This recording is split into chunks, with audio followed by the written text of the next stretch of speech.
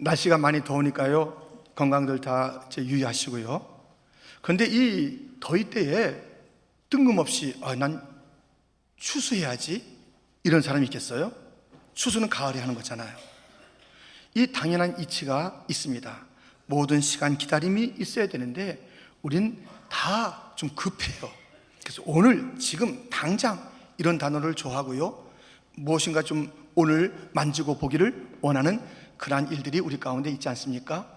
그런데 우리 주님께서 이런 말씀 하시네요. 오늘 보면 7절에 보니까 예수께서 대답하여 이르시되 내가 하는 것을 내가 지금은 알지 못하나 이후에는 알리라. 지금은 알지 못하고 이후에는 알리라. 주님께서 이렇게 말씀하세요. 지금이 아닌 이후에 대한 그러한 우리의 그 기다림, 그러한 삶의 자세들을 요청하고 있는 것이죠. 그런데 보세요, 여기에 나오는 지금은 알지 못한다라는 그 안다는 단어와 이후에는 알리라라는 그러한 단어가 달라요. 그 앞에 쓴 단어는 오이다, 단순하게 보고 안다는 것이고요, 기노스코, 뒤에 쓴 단어는 깊이 이해하며 깨달아 안다는 것이에요. 지금 너희가 그냥 그 언뜻 보는 것도 잘 몰라. 근데 진정한 지식은, 내가 하는 것에 대한 진정한 너희들의 깨달음은 좀 더 깊은 거야. 그 온전한 깨달음이야. 이후에 나타날 너의 눈뜸과 깨달음이 이제 보게 할 그런 일들이야 하면서 주님께서 일러주시는 그런 모습을 보게 됩니다. 지금 그 짧은 식견으로 모든 것을 판단하려 하지 마시고요, 주님께서 약속하신 대로 이후에 깊이 볼 수 있는 그 시간을 기다리면서 너무 조바심 내는 그런 모습이 우리 가운데 없기를 바랍니다. 이 모든 시간은 하나님의 손에 달렸지 우리가 마음대로 땡기고 밀고 할 수 있는 시간이 아닙니다. 하나님의 손길 가운데 우리는 순종하며 따라갈 뿐이죠. 지금은 알지 못하나 이후에는 알리라. 이 진리, 이 말씀을 붙잡으며 얼마나 힘있는 또 여유로운 그런 삶을 살 수 있는지요. 그 지금은 몰라도라는 책이 있습니다. 오래된 책인데요, 수기의 수기, 한 사람의 그 일대기인데요, 누구의 수기냐면 일본 여성 크리스찬인 그 미스다 아미스라는 사람이 쓴 거예요. 그는 태어날 때 이제 조금 지나자마자 왼쪽에 소아마비가 있어서 왼손을 이제 못 쓰게 된 거예요. 근데 목사님 딸이에요. 신앙으로 컸죠. 일본에서. 그것도 2차 대전 이제 그 어간이잖아요. 그런데 그렇게 자라면서 많은 힘든 일이 있었는데 결혼해서 애를 낳게 돼요. 낳자마자 죽어요. 남편은 참혹한 전쟁으로 끌려가요. 자기 자신은 저 중국에 있는 어느 그 땅의 러시아 학교에 부임해서 교사 생활을 합니다. 그리고 일본이 패망하고 다시 돌아오려 했는데 그쪽에서 좀 있어서 좀 통역관으로 일을 좀 해달라, 여러 가지 지금 복잡하니까. 그래서 통역관으로 몇 년을 일합니다. 수고를 하고 다시 정말 일본으로 올려 할 때 덜커덕 일본이 아닌 그 러시아 군인들에게 체포되는 거예요. 왜요? 간첩 혐의로. 모함을 받은 모함을. 그래서 시베리아 수용소에 가서 몇 년을 이제 지내면서 다시 일본에 와서 전도자의 삶을 산 한 여인의 이야기입니다. 그런데 그 책을 쭉 보는 가운데요, 계속 반복해서 나오는 단어가 있어요. 뭐냐면 지금은 몰라도 이후에는 알리라. 요한복음 13장 그 7절 이 말씀을 계속 붙잡고 있는 거예요. 너무너무 왜 내가 이렇게 아프지? 왜 애는 죽어야 되지? 왜 이렇게 이런 어려움들이 계속 번져지지? 왜 내가 이렇게 시베리아 와서 있지? 근데 지금은 모르겠다는 거예요. 근데 주님께서 약속하신 이후에는 알리라. 내가 알게 될 날이 있을 거야. 이 지금 모든 게 의미가 분명히 드러날 그날이 있을 거야. 주님께서 약속했으니까 지금은 몰라도 잘 견뎌야지. 그날을 기다리며 견뎌야지. 붙잡고 있던 그 말씀이에요. 여러분, 우리 인생에요, 지금은 몰라도 이후에는 아니라 이 말씀만 붙잡고 있으면요, 여러 가지 어려움들을 넉넉히 이길 수가 있습니다. 지금은 몰라도 이후에는 아니라 주님의 약속이잖아요.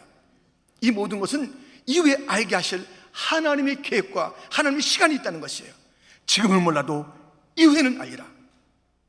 자, 그렇다면 이 말씀, 이 구절에 오늘 보면은 어떤 실제적인 이야기를 우리에게 들려주는지 함께 살펴보겠습니다.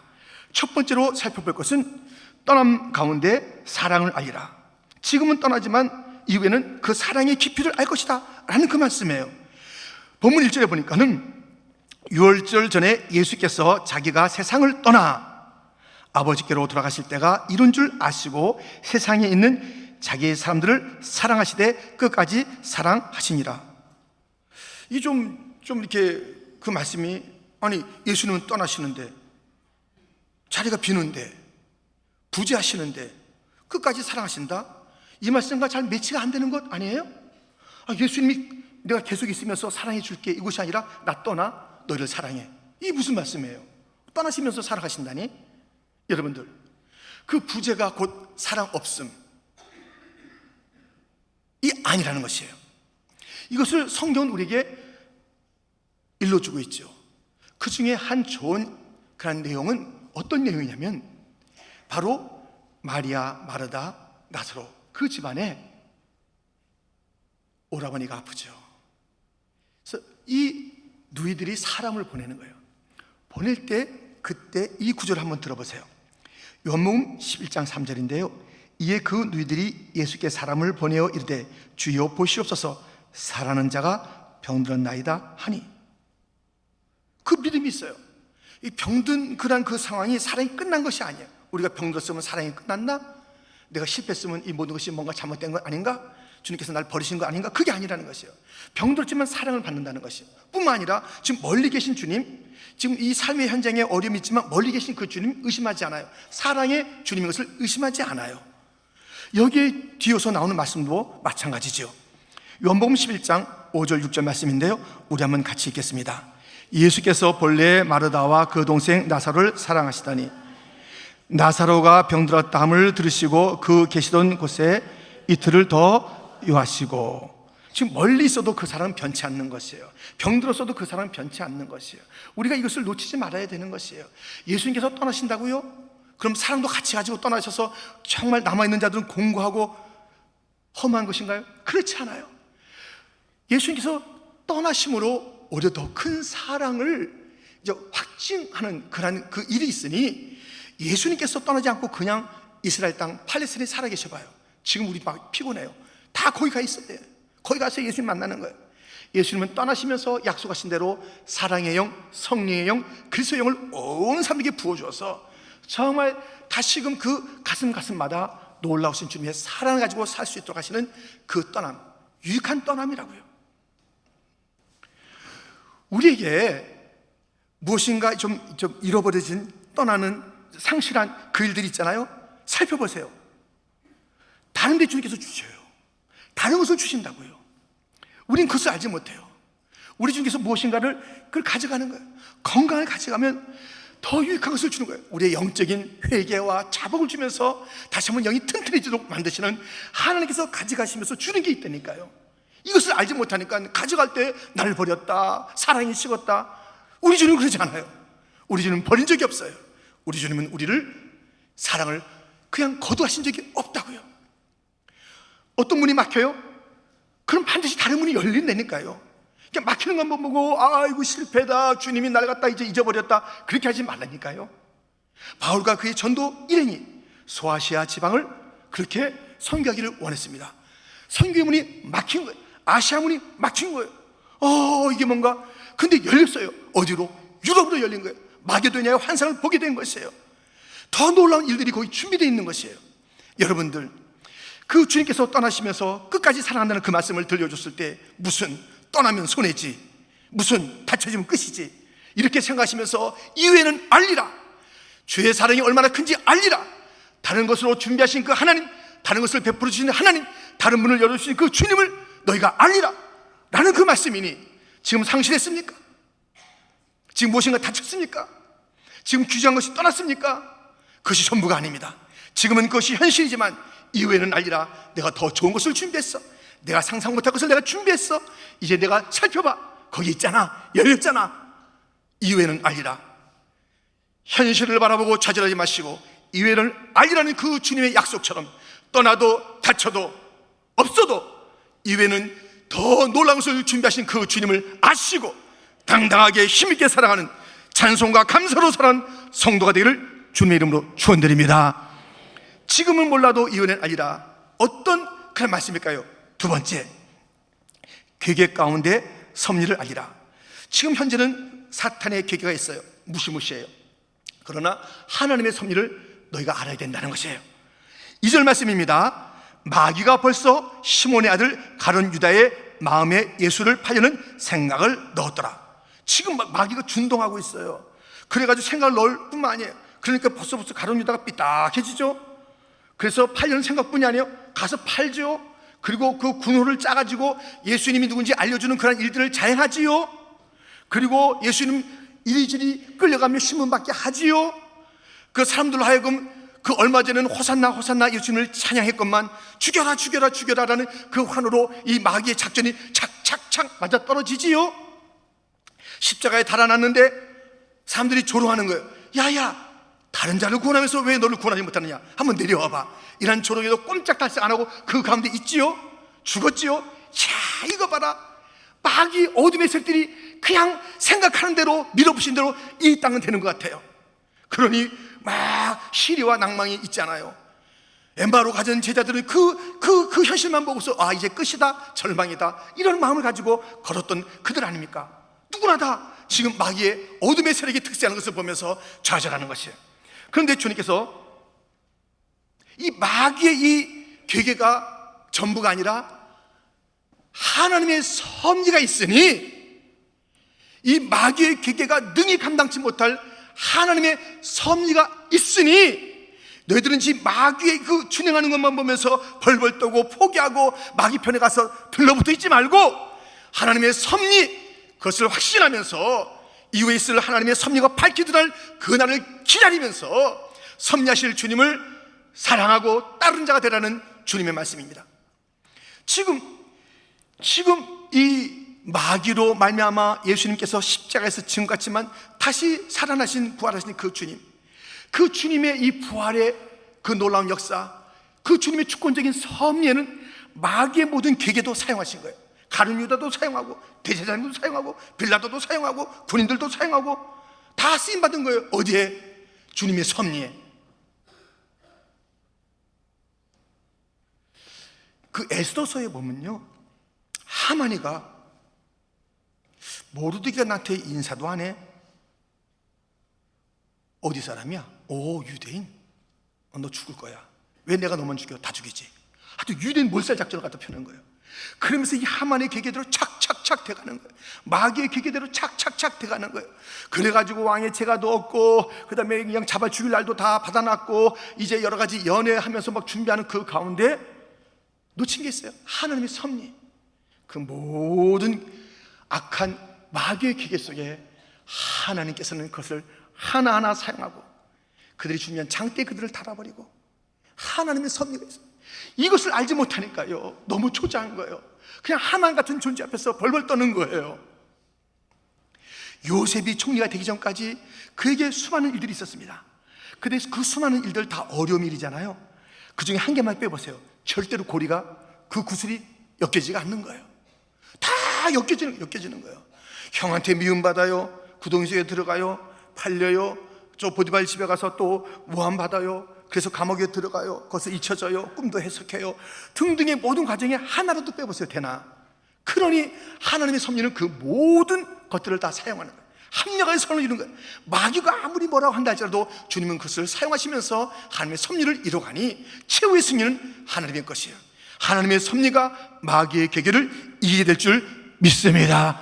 그러므로 지금 우리 눈에 보이는 이 마귀의 계계 막 선명하게 보이고, 사람들이 저 사람 이기는 것 같아, 저 사람이 막 지금 뭐 정말 최고인 것 같아, 저 보니까 하나님과 상관없는 그런 태도를 가지고 있는 사람인데 뭐 큰 소리 치고 자기가 없으면 안 되는 것처럼 뻑뻑거리고 있어. 낙심하지 마세요. 하나님의 섭리는, 하나님의 위대한 계획들은 지금 이루어지고 있습니다. 다 그것을 사용하셔서 하나님은 없다고, 하나님의 섭리가 어디 있냐고, 지금 이 힘이 전부 다 하고 이 권세가 최고다고 하는 그들을 보면서 하나님은 웃으십니다. 비웃어요. 얘가 왜 이러냐? 내가 너한테 권력을 준 것을 이렇게 하라고 했냐? 주님의 심판이 기다리고 있는 거예요.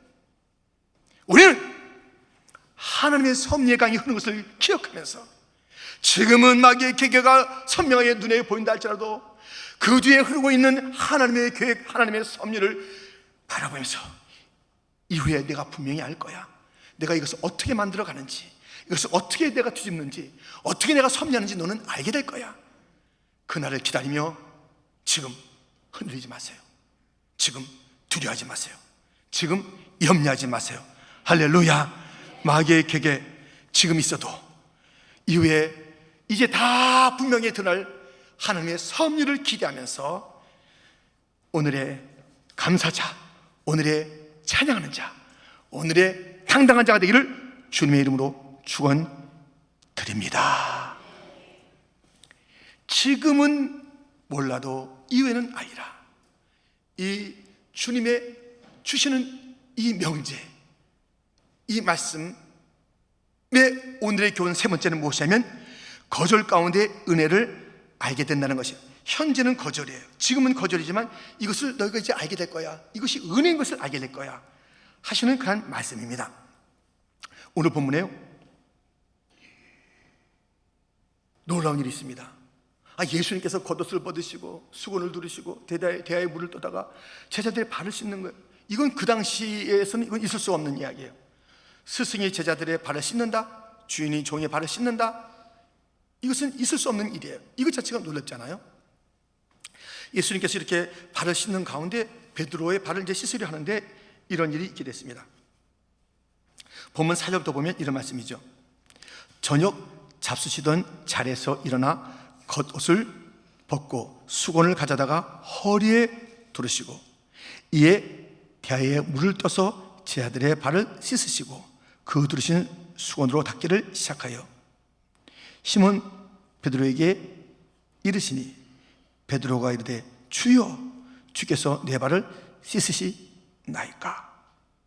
7절 같이 읽겠습니다. 예수께서 대답하여 이르시되 내가 하는 것을 내가 지금은 알지 못하나 이후에는 알리라. 있을 수 없는 그런 일이 있으니까 주께서 씻으신다고요?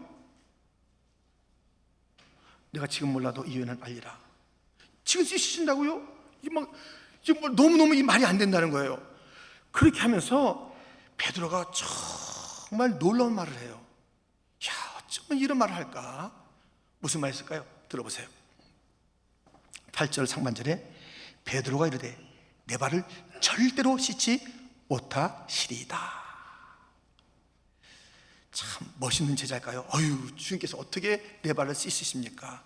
절대로 못 씻습니다. 이래요. 우리가 살면서 절대로 하지 말아야 될 말은 절대로란다는, 절대로. 무슨 절대로? 절대로가 어디 있어요, 세상에. 우리가 상대적인 존재인지 절대로 우리가 지킬 그런 힘이 있어요. 절대로. 근데 베드로는 절대로 안 됩니다 막 이러는 거예요. 멋있죠? 아주 그 예수님 배려하는 것 같죠? 안 됩니다. 돈 터치. 이거 손대지 마세요. 베드로 왜 그래요? 주님께서 씻어준다면 발을 내밀면 되지. 뭐가 잘났다고 절대로 안 됩니다. 주님 하겠다는데 주님 손대지 말래요. 주님 손 안 대고 살 수 있는 인생이 있어요? 왜 이렇게 잘난 척 하냐고요. 손대지 마세요. 내가 알아서 살 테니까요. 아이고 주님 바쁘실 텐데 뭐 나까지 손대세요. 그냥 내가 알아서 살 테니까요. 그냥 난 손대지 마시고 가만 놔뒀다가 천국만 데려가세요. 제가 내 평생 사는 동안 내 뜻대로 살겠습니다. 손대지 마세요. 이런 인생 돼서 되겠어요? 손대지 말래. 이런 건방진 태도가 어디 있어요? 주님께서 발을 씻어준다면 발 내밀면 되잖아요. 근데 손대지 말래요. 절대로 안 된대요. 기독교는 어떤 종교예요? 의존 종교, 의존. 주님을 의존해야 돼요. 독립된 존재가 아니에요. 기독교는 어떤 존재예요? 주님을 의존할 거면 서로 의존하는 거예요. 잘난 척할 필요 없어요. 나는 누구의 도움도 안 받고 도와주지도 않는다. 그건 기독교가 아니라니까요. 기대해야 돼요. 주여 앞에 기대해야 돼요. 형제 자매끼리 기대해야 되는 거예요. 기대. 이게 그리스도의 몸이에요. 성령의 공동체예요. 이번엔 내가 기대고 다음에 네가 나한테 기대렴. 우리 주님이 계시잖아. 함께 그 어려움을, 그 기쁨을, 그 슬픔을 함께 하는 거, 함께 나누는 것이에요. 근데 손대지 마, 나 손대지 마, 귀찮아, 나도 너 안 괴롭힐게. 이거 기독교 아니라고요. 이거 잘난 척이에요. 잘난 척. 이건 주님이 원하시는 삶의 방식이 아닙니다. 지금 이렇게 절대로 하면서 막 힘을 준 이 베드로입니다. 근데 베드로 아시죠? 아주 또 잘 바뀌어요. 바뀌는 모습 보세요. 8절 하반절부터. 예수께서 대답하시되 내가 너를 씻어주지 아니하면 내가 나와 상관이 없느니라. 시몬 베드로가 이르되 주여 내 발뿐 아니라 손과 머리도 씻어주옵소서. 하여튼 속적이에요. 아니 발 씻어준다는데 절대로 발 못 씻는다 그러고, 너 이거 씻어야 나하고 상관이 있다. 그러니까 이것이 그냥 그 당시의 문화로서 이 더러운 손을 씻고 발 씻고 뭐 하는 그 차원이 아니라 이것은 구원의 문제인 것을 알게 됐잖아요. 이 구원의 문제가 딱 지금 일러주는 그런 그것을 설명하는 자리라고요. 그런데 이제 이 베드로는 조금 전에 절대로 안 된다고 그러더니 이제 뭐 손도 머리도 하고 막 이게 대미는 거예요. 왜 하려는도 안 해요? 왜 자꾸 오버해요? 왜 자꾸 뭐 잘난 척 하냐고요? 이게 좋은 제자가 아니에요. 이런 제자의 태도는 이게 아니에요. 그래서 하라는 대로 해야 돼요. 지금 이 구원의 문제라니까요. 이 구원의 문제인데 막 이렇게 이제 막 나댔다가 아니라고 그랬다 이래요. 그런데 절대로 못 씻습니다. 그것도 뭐 그렇게 하면 안 되지. 다 해주세요, 다 해주세요. 그것도 안 되지. 계속 예수님께서 거절합니다. 베드로를 거절해요. 근데 그게 은혜예요. 그 거절하면서 이렇게 하면 안 돼, 너 베드로야. 이거 아니야 하면서 그 베드로가 진짜 필요한 것을 딱 집어주는 거예요. 베드로의 그 진짜 정체성을 알려주는 거예요. 베드로의 존재가 어떤 존재인지 그 거절 속에서 일러주는 거예요. 이것저것 다 거절하면서 그 거절 가운데 남는 것을 통해서 베드로가 누군지 일러주시는 주님의 은혜를 아십니까? 그 은혜가 무엇이에요? 10절에 예수께서 이르시되 이미 목욕한 자는 발밖에 씻을 필요가 없느니라. 온몸이 깨끗하니라. 너희가 깨끗하나 다는 아니니라 하시니. 지금 베드로가 어떤 존재냐면, 야 너는 목욕한 존재야. 근데 발은 좀 더러워. 내가 얘기해주고 넌 깨끗한 자야. 지금 베드로는 자기가 누군지 몰라요. 내가 더러운지 깨끗한지 몰라가지고 안 씻습니다. 다시 씻어주세요. 자기 존재감은 몰라요. 근데 주님께서 그 말을 딱 거절하면서 딱 하나 남겨둔 게 있어요. 넌 누군지 알아? 너는 목욕했은 자야. 넌 발은 더러워. 계속 살아면서 그런 죄가 있어. 그것은 또 씻어야지. 근데 한마디로 하면 너는 깨끗한 자야. 구원받은 자야 하면서 그 정체성을 일러주는 거예요.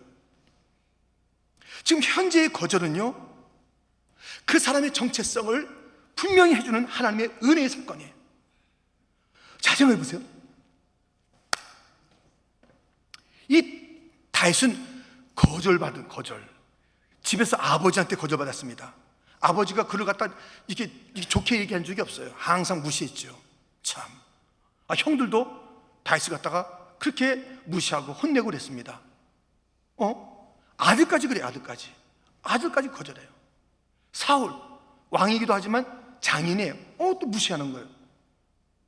블레셋에 도망갔구만. 거기서도 무시받는 거예요. 음식이 없어가지고 좀 음식을 달라고 제사장에게 가기도 하고 나발에게 가기도 했지만 다 거절해요. 이 거절 인생입니다. 이 거절받으면서 다윗은 그 정체성을 찾은 거예요. 나는 하나님 한 분으로 만족해야 돼. 나는 하나님밖에 없구나. 이 거절 속에서 가장 귀한 것을 찾은 거예요. 가장 귀한 것을. 이 거절 속에서 나는 이거 있어야 되는데, 떡 있어야 되는데, 누가 도와줘야 되는데, 누가 날 감싸줘야 돼, 누가 날 위로해야 되는데, 다 아니라는 거예요. 너무너무 서러워요. 그러고 나서 딱 보니까 딱 진짜가 있어요. 진짜 자기에게. 여호와는 나의 목자시니 내게 부족함이 없으리로다. 주님 한 분을 만족하는 거예요.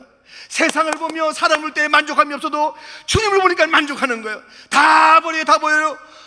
온 세상 날 버려도 주 예수 안 버려. 끝까지 나를 돌아보시는 그 주님을 이 다윗은 찾은 거예요. 그가 분명해지는 인생이 된 거예요. 분명한 인생이 됐어요. 주님 한 분으로 만족하는 거예요. 다 거절받으면서 주님과의 관계가 돈독해지는 거예요. 주님과의 관계가 더 진해진 거예요. 가장 중요한 것을 제가 갖고 있는 것을 알게 된 것이에요. 저는 이제 그 부탁하는데 좀 이게 얼굴이 화끈거리는 사람이어서 부탁을 잘못해요. 부탁하다가 근데 말이죠, 제가 말이죠, 안녕히 계세요 이러고 오는 사람이에요. 저는 이제 부탁을 잘못해요. 그래서 제가 이제 부탁을 한번 한 적이 있어요. 마음을 먹고 아랫배에다 힘을 주고 부탁을 한번 적이 있어요. 부탁 한번 드리겠습니다. 이렇게 좀 도와주셔야 되겠습니다. 딱 부탁했습니다. 답을 받았어요. 그래요. 노래요. 그러니까 약간 슬프고 부끄럽더라고요. 그런데 그러면서 정신이 화딱 드는 거예요. 야, 내가 꼭 이렇게 부탁 안 해도 될 수 있는데, 내가 가진 것도 있는데, 내가 부탁 안 해도 되는데, 이 부탁을 거절받고 나서요, 제가 뭐 더 다짐한 게 있어요. 부탁하는 인생 안 되리라. 사람 쫓아다니는 목회하지 않으리라. 이게 누구한테 부탁인데 뭐가 되고 뭐가 됐어 봐요. 지금 어디 쫓아다니라고 정신없어 사람 쫓아다니라고. 딱 정리가 돼서 원래 그런 것이 말이 안 나오는 자예요. 하고 싶은 마음이 없는 게 아니라 말이 잘 안 나오는 사람인데 딱 한번 오케이, 하나님이 계신데 하나님이 계신데 거절 속에서 하나님만 바라보게 되는 거예요. 여러분 거절받습니까? 예, 그 거절 속에 하나님의 놀라운 은혜가 있는 줄 믿습니다. 너 날 봐야지 뭘 봐? 나를 앙망해야지 어디를 앙망하는 거야? 무엇이 그렇게 너에게 도움이 된다고 거기 가서 사정사정하고 다 싸는 거냐? 주님이 그 거절이라는 환경 속에 우리를 두신 이유는 주를 앙망하라고. 주님 한 분이면 돼요. 주님 한 분이면 된 줄 믿습니다. 주님도 계시고 딴 것도 있으면 좋겠습니다. 주님께서 확실히 정리해 줄 거예요. 그 사람을 버리지 않았다면 확실히 정리해 줄 거예요. 우리 주님은 질투하시는 하나님, 그 사랑을 딴 것과 함께 그렇게 이렇게 나누는 것을 원치 않는 하나님. 저 사람이 도움도 필요하고요, 이 물질도 있어야 되고요, 이 지위도 있어야 되고요, 이 내가 가진 것이 있어야 되고요, 그래야 좀 안심하겠습니다. 그것을 원치 않는 하나님, 나로 만족해. 그래서 다 끊어내시고 거절케 하시는 그 하나님의 은혜를 아십니까? 그런데 현실에서 거절이라고, 나는 버림받았네, 나는 외롭네, 나는 끝났네, 나는 어떻게 하면 좋아, 나는 갈 바가 없네. 성도가 부를 노래가 아니죠. 성도가 부를 노래가 아니잖아요. 자존심도 없나요? 우리 주님이 어떠한 분인데, 천지를 지으신 하나님인데, 우리 주님이 공급자이신데, 모든 것이 주님의 손에 달렸는데 모든 것을 거절한다 해서 하나님 모질고 이럴 수가 있습니까? 주님 좀 고쳐달라고요, 뭐 좀 해달라고요, 내가 뭐 큰 걸 바랬나요? 그럼에도 거절하신 하나님의 그 마음을 아십니까? 그 거절을 통해서 확실하게 우리의 그 삶을 주님 집중으로, 그 거절을 통해서 가장 좋은 천국으로 인도하시는 그 하나님의 크신 마음을 아십니까? 주님께서 안 고쳐준 것이 실패입니까? 주님께서 멀리 하신 것이 나를 갖다 버리십니까? 아니라는 것이에요. 그 어떨 때 고쳐달라는 부탁을 하지 않고 그대로 끝나는 것 같아도 하나님은 실수하지 않으신 거예요. 하나님 가장 안전한 곳으로 우리를 부르신 줄 믿습니다. 가장 좋으신 주님께서 내가 너의 만족이야, 난 너로 기뻐, 너 나로 만족하면 안 되겠니? 그렇게 우리가 살자. 주님의 은혜가 있는 사건이라니까요. 그러므로 우리가 보이는 이 거절의 현장이 놀라운 하나님의 은혜의 자리인 것을 지금은 몰라도 이후에는 알리라. 할렐루야. 지금은 몰라요, 이후에는 알리라. 지금 모르는 것, 이 지금이 전부가 아니잖아요. 이 나의 지금 해석하는 이것이 전부가 아니잖아요. 나의 판단, 그것이 다 옳은 게 아니잖아요. 얼마나 엉뚱한 해석을 해요.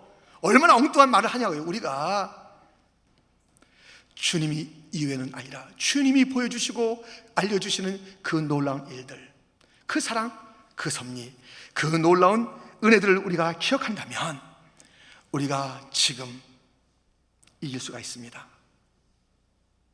바울은 그 줄 알았기 때문에 환난, 적신, 위험, 칼, 40에 하나 가만 그런 태장 맞는 것, 강도의 위험, 굶주리는 것, 그 온갖 추위 하나도 문제가 안 돼요. 주님의 사랑을 확신하고 있으니까요. 날 사랑하신 성경에 써있는 그 주님이 자기 사랑을 너무나 알고 있기 때문에 이 모든 것이 그렇게 애달지가 않은 거예요. 이 모든 것이 오히려 이것이 거추장스러울 때가 많아요. 이것이 그냥 주님에 대한 사랑을 따르면 가로막을까봐, 반대할까봐, 이것이 이게 그 걸림돌이 될까봐 오히려 나는 날마다 죽노라 자기를 죽이고 오직 주님만 생각했던 그 아닙니까? 그러니까 어떤 환경이 있어도 또 찬양해. 그 깊은 빌보 감옥 속에서도 주님을 찬양하는 자가 된 것이에요.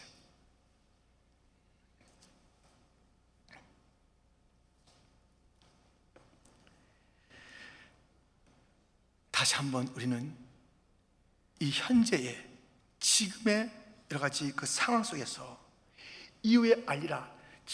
정말 너가 이제 눈을 뜨고 너가 정말 영적으로 이제 그 밝아지면 이제 나의 계획을 볼 것이고 내가 그때 일러줄게. 그때까지 내가 가만히 있는 게 아니야. 여전히 사랑해? 알지? 내가 여전히 섭리하고 있어? 알지? 내가 너에게는 은혜로운 아버지. 내 은혜로우신 하나님 날 도와주시고, 우리 그 찬송이잖아요. 23장 우리 한번 다시 한번 불러봐요. 우리 아까 불렀는데 하나하나 가사를 생각하면서 다시 한번 23장 불러보겠습니다.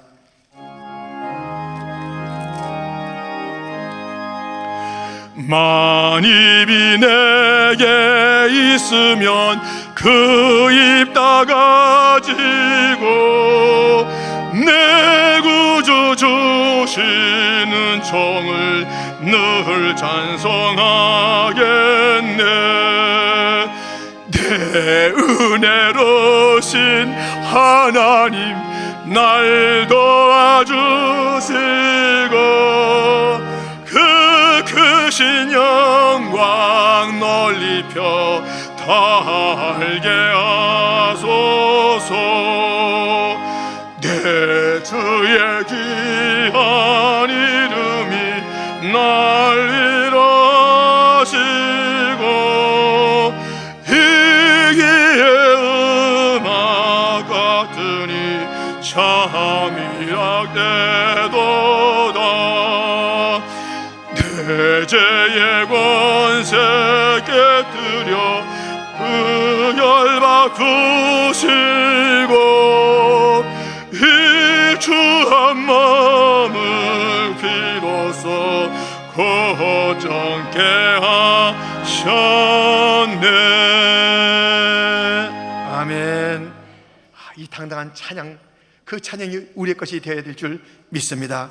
지금은 몰라도 이후에는 알리라. 그 말씀은 무엇을 일러줍니까? 떠남 가운데의 사랑을 알리라. 계획 가운데의 섭리를 알리라. 거절 가운데의 은혜를 알리라. 지금은 떠납니다. 그러나 사랑이 있다는 것을 잊지 말아라. 좀 깊이 봐라. 마귀의 계획가 있다. 그러나 내 섭리가 있다는 것을 너는 좀 깊이 봐. 왜 이렇게 촌삭대냐? 그렇게 하지 마. 거절, 야 거절, 내가 그게 모자라서 없어서 아까워서 너한테 거절하지 않느냐? 너에게 진짜를 일러주려고 그러는 거야. 진짜가 있잖아. 진짜가. 이것으로 만족할 수 없겠니? 하는 주님의 은혜의 사건을 기억하면서 지금은 몰라도 이후에는 알리라. 이 믿음의 승리자가 되기를 축원합니다. 한번 따라 하시겠습니까? 지금은 몰라도 이후에는 알리라. 아멘. 네. 제가 좀 소프트하게 말했잖아요. 지금은 몰라도 이후에는 알리라 했잖아요. 다시 한번 힘을 내. 지금은 몰라도 이후에는 알리라. 할렐루야. 하나님 아버지 감사합니다.